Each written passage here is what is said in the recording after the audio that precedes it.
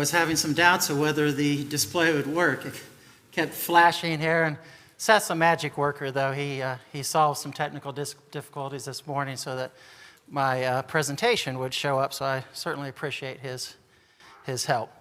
I thought I'd talk today on a subject I find interesting and I found helpful. We'll have some scripture, but it's a thing about cognitive biases. And when I've learned about these, it's been helpful for me to recognize some errors in thinking that we all can fall prey to that can lead us to really bad conclusions. And we read in Jeremiah 17:9 that the heart is more deceitful than all else and is desperately sick. Who can understand it?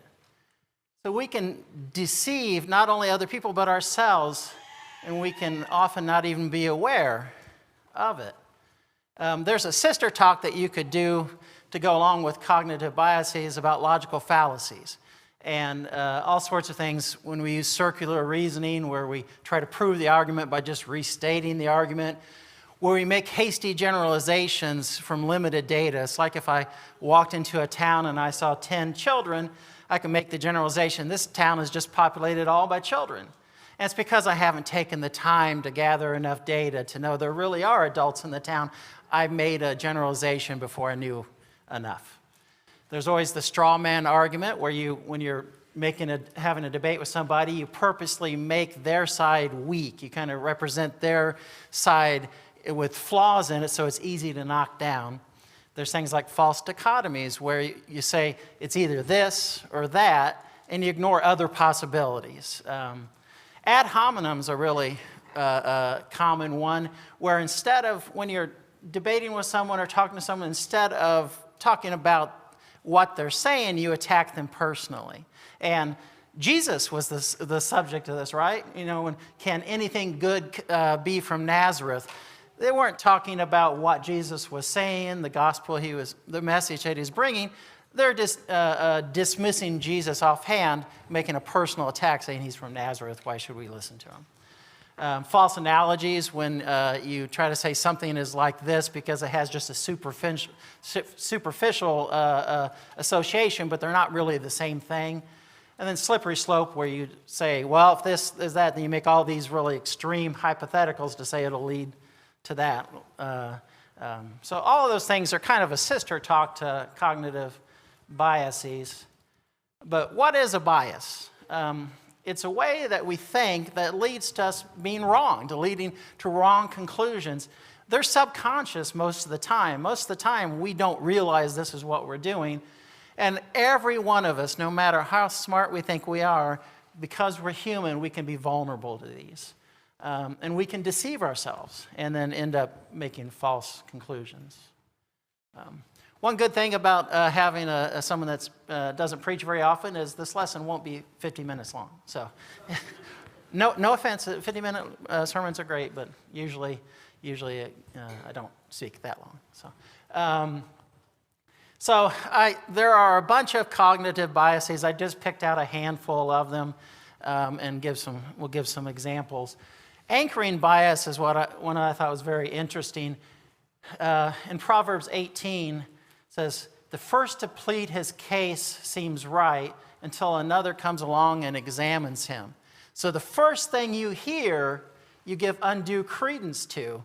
That's the anchor. That's the anchoring to your thought because this was said first. And it's not that it's necessarily right or more important than things you hear later, but because it was the first thing you heard, you give undue credence to it. And this is a beautiful 69 Corvette, but the example of anchoring bias here is if I have this Corvette and you're interested in buying it, I can say it's worth $30,000. That's the anchor. That's the first piece of information you hear about it. So then if I say I'll sell it to you for $20,000, you think that's a good deal. But if I say I'll sell it to you for $40,000, you think that's a bad deal. And the whole reason is because that was the first piece of information you heard about that car is $30,000. So you judge everything else you hear by that first piece of information. It might even only be worth $5,000. It would be a lot more. But so that's anchoring bias. It can be a good thing, right? We're told in Proverbs 22 to train up a child in the way he should go, and even when he grows older, he will not abandon it. And that's part of our job as parents, to anchor them in the truth, because they will have much more sway when they hear these things first than if they hear them later in life. So we can take advantage of this anchoring bias to train up our children in the ways of the Lord, and then it'll hold more sway than if they hear them later in life. But there's also a downside to it, right? If you're raised with things that aren't true, it's a lot harder as an adult to dislodge that. And you often say, well, why, if I'm talking with a Catholic friend or a Muslim friend, why is it so hard for them to see the things that seem obvious to us? And we can show them book, chapter, and verse. But if as a child, the first things they learned, it's hard to dislodge that. They give undue credence, even if later in life you're showing them that it's different. So take advantage of the anchoring bias with your children, teach them the ways of the Lord, and it'll serve them well later in life. Confirmation bias. This is a big one, and when I told Ryan about what I was talking about, that's the first thing he mentioned. This is probably the most common bias that we have. And this is a quote from Sherlock Holmes in A Scandal of Bohemia. This is for Leah. He says, "It is a capital mistake to theorize before one has data. Insensibly, one begins to twist facts to suit theories instead of theories to suit facts." So if you form a theory the way you think the world is, the way you think this is, then you can twist the facts to suit it instead of trying to draw conclusions from facts. And there's a cartoon here, and this is a boring use of the word cartoon. Always in medical school when they give lectures, they would show things like this and call them cartoons when they were just really illustrations, and they weren't funny at all. This is a Venn diagram, and we have two things. We have facts and evidence, and then we have our beliefs. And where those intersect, where the facts and evidence support what we believe, that's the evidence that we accept. When it falls outside of what we believe, we dismiss those things. And this is probably the most common cognitive bias we have. And just like these others, why should we talk about this? It makes us harder to change our beliefs when they don't match up to the truth. It makes us harder, and we all want to constantly strive to more perfectly learn the will of God. And if we encounter something that doesn't quite agree with what we already believe, don't dismiss it outright. Try to prove these things. Hopefully I can read this from the back. This is a quote from Matthew 13. And it's Jesus speaking here. He says, "Therefore I speak to them in parables, because while seeing they do not see, and while hearing they do not hear, nor do they understand. And in their case, the prophecy of Isaiah is being fulfilled, which says, 'You shall keep on listening, but shall not understand. And you shall keep on looking, but shall not perceive. For the heart of this people has become dull with their ears. They scarcely hear, and they have closed their eyes. Otherwise they might see with their eyes, hear with their ears, understand with their heart, and return, and I would heal them. But blessed are your eyes because they see, and your ears because they hear." Why did a large part of the nation of Israel dismiss Jesus as being the Messiah? It's because they had a preconceived notion that he was going to be this physical king, bring them back to earthly power, maybe get rid of the Romans. That was their preconceived notion. So when they encountered evidence to the contrary, they dismissed Jesus because it didn't suit what they already believed. And so Jesus praises those who were able to see, were able to hear, were able to perceive who he really was. Bandwagon bias. This is a fun one. Everyone's doing it. Everyone gets aboard. This is the idea that the amount that we uptake or incorporate beliefs, ideas, fads, trends, whichever, the more likelihood we're to believe in that is proportional to how many other people are doing it. And this is one way that societal and cultural trends can creep into the church. If everyone around me believes this, then I might jump on board too. Doesn't mean it's true. It doesn't mean that it's a right thing, but there's a weight or a force by other people believing something that makes you more likely to accept it. Sometimes in decision-making in the boardroom or wherever, in the business or wherever, it can lead to group decisions where a lot of people believe this. I don't think it's really a sound judgment, but I'm going to jump on board. I don't want to be the outlier. I don't want to be the one that disagrees. In Exodus 23:2, you shall not follow the crowd in doing evil, nor shall you testify in a dispute so as to join together with a crowd in order to pervert justice. Can you think of any time that people joined together in a crowd and perverted justice? Remember when Jesus was before Pilate? In Matthew 27, Pilate said to them, "Then what shall I do with Jesus who is called Christ?" And they all said, "Crucify him." And he said, "Why? What evil has he done?" Yet they kept shouting all the more, "Crucify him, crucify him." Everybody jumped on that bandwagon to crucify an innocent man. Pilate knew he was innocent, but he jumped on the board too. He acquiesced, right, to the pressure. So whenever we jump on board and make decisions not because it's the right thing, but because other people are doing it, it can lead us down a false path. There's the blind spot bias, also called the bias bias. And this is, you're biased because you just don't entertain the possibility that you might not be, and you're blind to it. And in Psalms 19, verse 12, who can discern his errors? Equip me of hidden faults. It's really hard for us to see our own errors, right? And isn't that part of seeing the log in someone else's eye and not, the speck in someone else's eye and not dealing with the log in our own? It's so much easier to see the faults of others than it is with ourselves. And that's part of the reason why we need fellow Christians, right?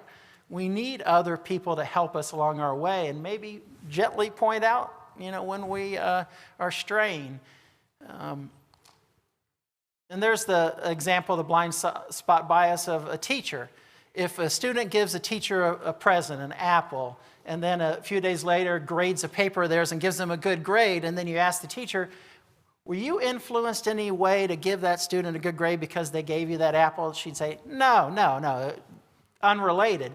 But if you asked her, okay, the teacher down the hallway got a present from the student and then gave a good grade on the paper, could he have been biased? She would say, oh, maybe, sure, maybe they have. Where you can recognize it in somebody else but be blind to it yourself.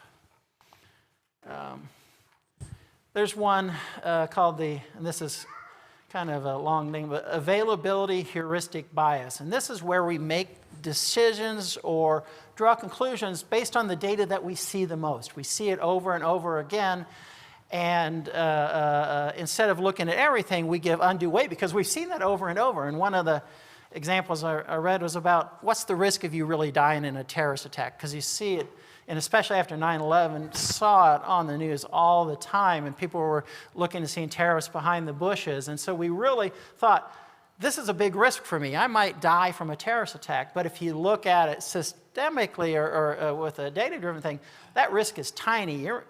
You're much more likely to be hurt or killed by a TV falling on you, by lightning strike, by a coconut falling on your head.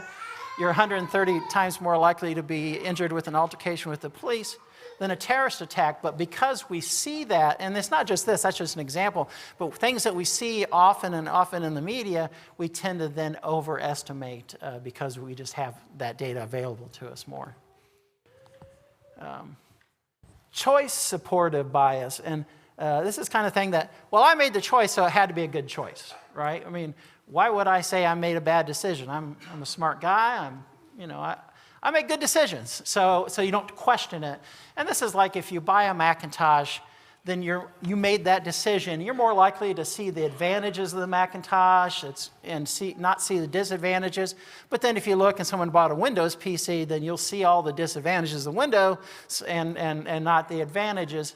And so you're biased because of the choice you made. And I think this bias helps out husbands, right? Because our wives made a choice to marry us, so they might see us in a more positive light and tend to ignore some of our disadvantages because they made that choice, whether it was wise or not. I count on this all the time that, well, Leah, you married me, you made that choice, so look at the good things. All right. Outcome bias. This is the thing where we tend to sometimes judge whether a decision we made was good or bad by what happened, right? So if it turned out well, then I must have made some good decisions. And you might have not been thinking well, and you might have just gotten lucky. There's just, like in a business group, a boss might get all this information from his experts, and they all point to this decision, but he just goes with his gut.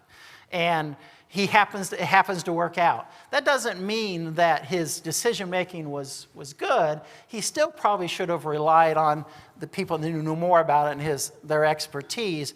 He may have just gotten lucky. And then if you repeat that down the road, you're not always going to get lucky. So outcome bias. And in Proverbs 28, verse 13, one who conceals his wrongdoings will not prosper, but one who confesses and abandons them will find compassion. Don't we do this sometimes when we think we've gotten by with a sin? We didn't suffer an immediate consequence. It didn't seem to be a bad outcome, so maybe it wasn't so bad. And wasn't there the serpent said to the woman, you certainly will not die. You've been told that you're going to die if you eat of that fruit, but you won't die. And the outcome initially, she didn't die, but spiritually they did, and then physically they did, but it wasn't immediate. So I think one of the tricky things about sin is there just isn't always an immediate consequence, and so it tends to reinforce that maybe we'll do that again. I told this lie. I maybe cheated a little bit on my taxes. Sorry, Ralph. And I didn't get caught. So maybe I'll do it again, and that threshold gets lower and lower because you think there wasn't a bad outcome. But that doesn't make the decision better. And ultimately, we know that we do suffer the consequences of our sin. So, like I said, it wasn't going to be a really fast talk, but I think these things are useful. I think it's really easy, and I fall prey to them of not realizing when I'm not quite evaluating things well. Just like the serpent told Eve and lied to her that you won't surely die, sin does lead to death. And there is God's mercy. He sent his son so that we have an answer to that. And if you've not named Jesus, you've not taken him on baptism, you've not had your sins forgiven, you're lost in your sins and you will surely die. We all will die physically, but you'll be separated from God and not share in the glory of heaven. Or if you have named Christ and you have obeyed the gospel, but things started slipping back in, things that are hindering you from being a good servant of God. If there's